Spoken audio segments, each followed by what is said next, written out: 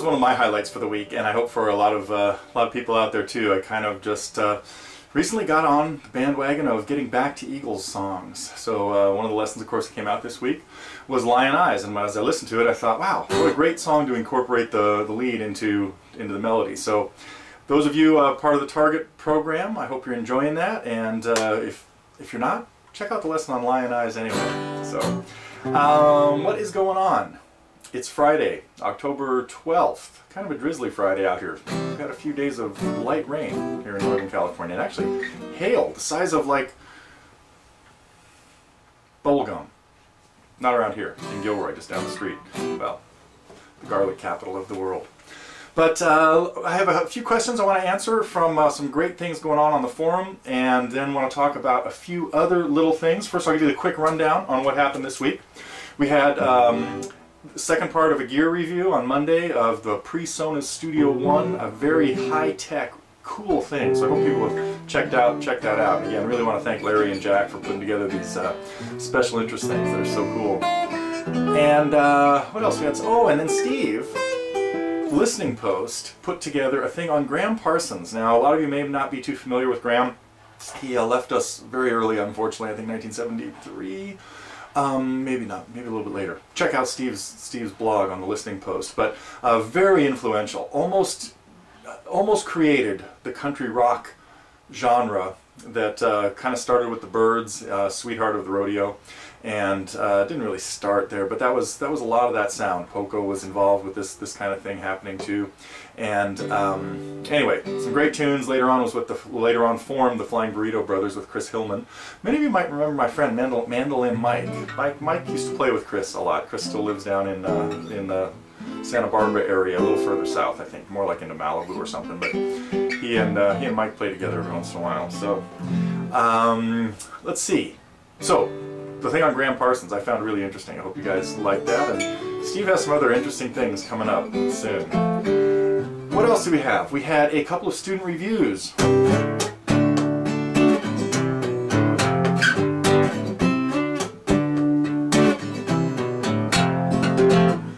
Neil Young, Cinnamon Girl, of course, done by Buddy, I believe. And then Pat.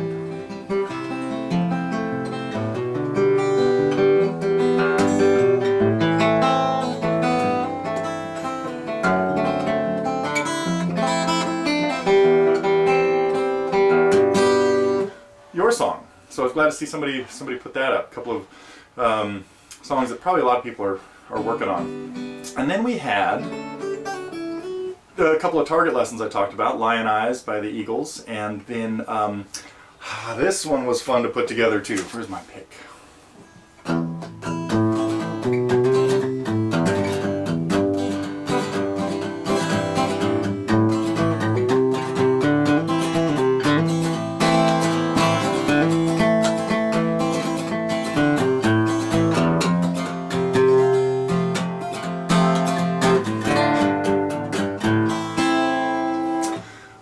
Ghost Riders. So I know a lot of people have recorded that song over the years, and of course I messed around. You may have seen the acoustic snapshot I put together kind of accidentally a few weeks ago, and I might have to get around to this someday.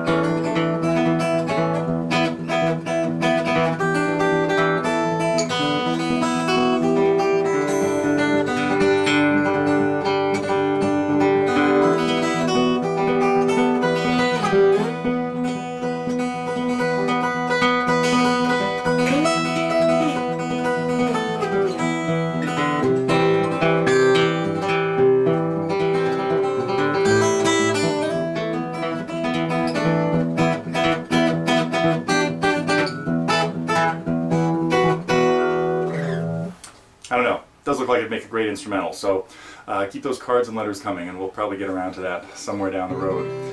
I had one other kind of cool song that many of you are familiar with Ed on our Fly on the Wall videos, of course, and he came in, this was a while ago. We were working mostly on ear training, and he listens to a lot of Dylan songs, and of course we ended up putting together a Fly on the Wall lesson for Girl from the North Country, the second version of Girl from the North Country. And there you had the progression right there. It's pretty basic. This was the one he did with Johnny Cash. Speaking of, I know the Ghost Riders version, the Ghost Riders tune was part of our Johnny Cash week. But The interesting thing about that is a lot of Dylan songs, it's pretty clear he writes, or back then, spent a lot of time just scribbling out lyrics and then just applying it to some little chord progression, because of course there's an earlier version from Freewheelin', I could be wrong, but somebody could set me straight, I'm sure. That's just fingerpicked, and it sounds just like Don't Think Twice. And he sings, the melody's different, but the words are pretty much the same. And of course we saw that with Forever Young and a few other tunes that he rewrites over the years, or just kind of mix and matches his lyrics with whatever chord progression happens to come his way. Anyway, so that was kind of a cool thing. Now, one more thing I wanted to get to, by the way, speaking of student reviews, has been sort of, I see a few more kind of coming in this week. Next week it might be all songs by Buddy. Buddy's put up a few things lately. But seems to be kind of a shortage of them, so I'm on the lookout for more tunes to review. So if you've been thinking about getting a student review up there, this would be a good time, because we need more. Let's see, I had one other thing I was going to talk about. What was it? Oh, I know. It was some of the questions that were going on the forum. And let me run through these pretty quickly.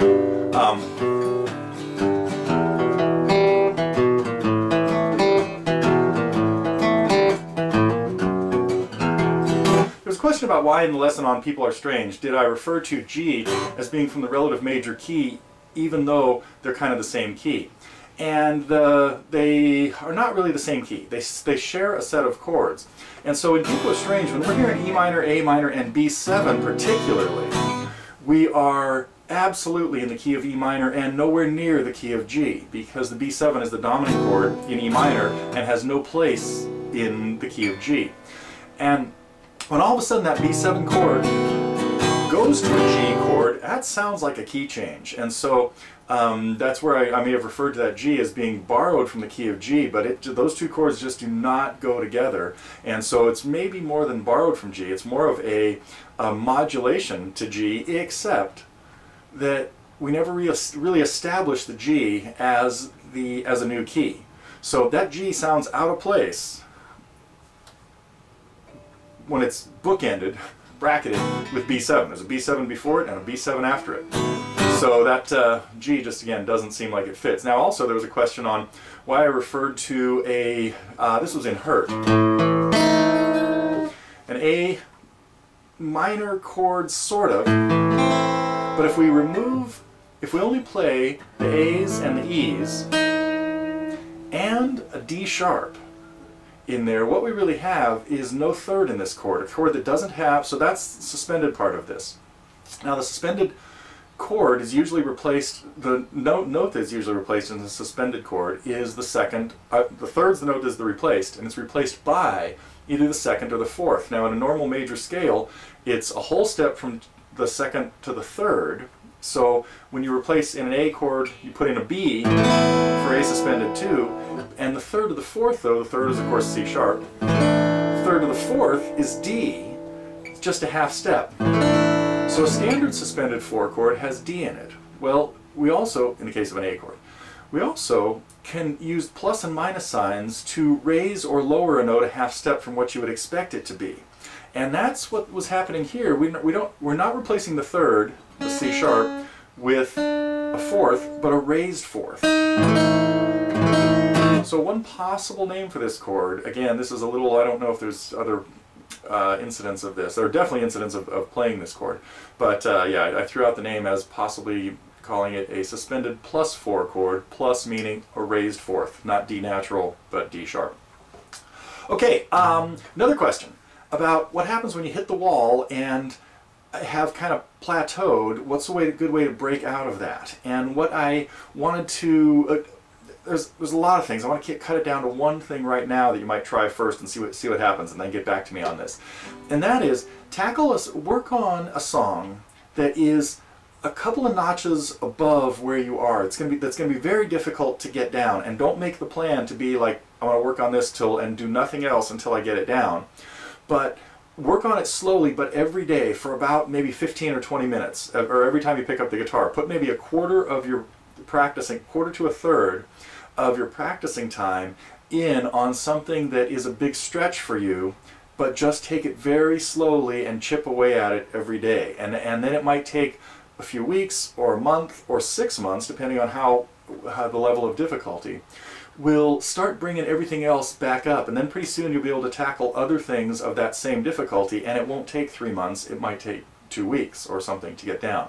So it's a good way to kind of boost your whole overall skill level is patience and repetition. Tackle something hard, too hard, that you think is too hard, but be very patient with it. Don't give up, and also don't beat your head against the wall and just do it for an hour at a time, small doses. So try that first. Okay, last question I want to get to that we had. Holding the pick. In the beginner series I talk about ways to hold the pick, not ways, but I talk about the way I recommend. And that is, of course, with the thumb and index finger only. I guess I mentioned that there are other ways to hold it. There are ways other people hold it, and I recommend against a couple of things in particular. Some people will hold it with their second finger, thumb and middle finger.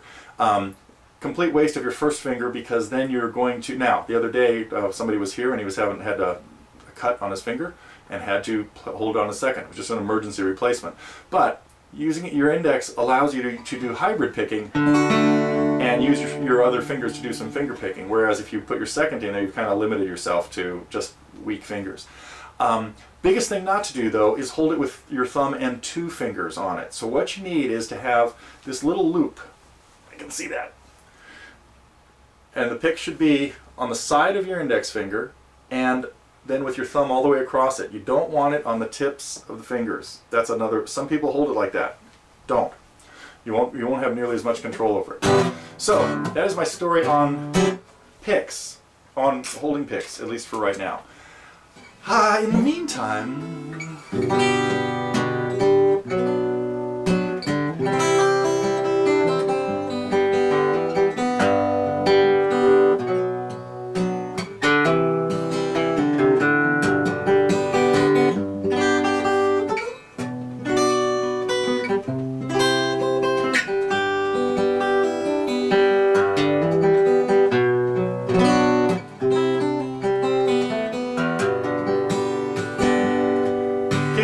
chord progression, by the way. It's a girl from the North Country. There it is again. We have G, B minor, C, and then back to G. So I think I meant to mention that when I was talking about it, but got distracted. Still thinking about the Giants game last night. Or yesterday afternoon. Spectacular for baseball fans, at least here in Northern California. So, I should play something.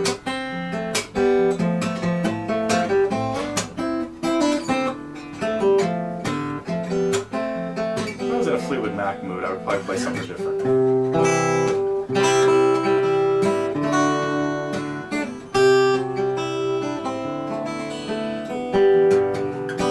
E minor. Learn the chords.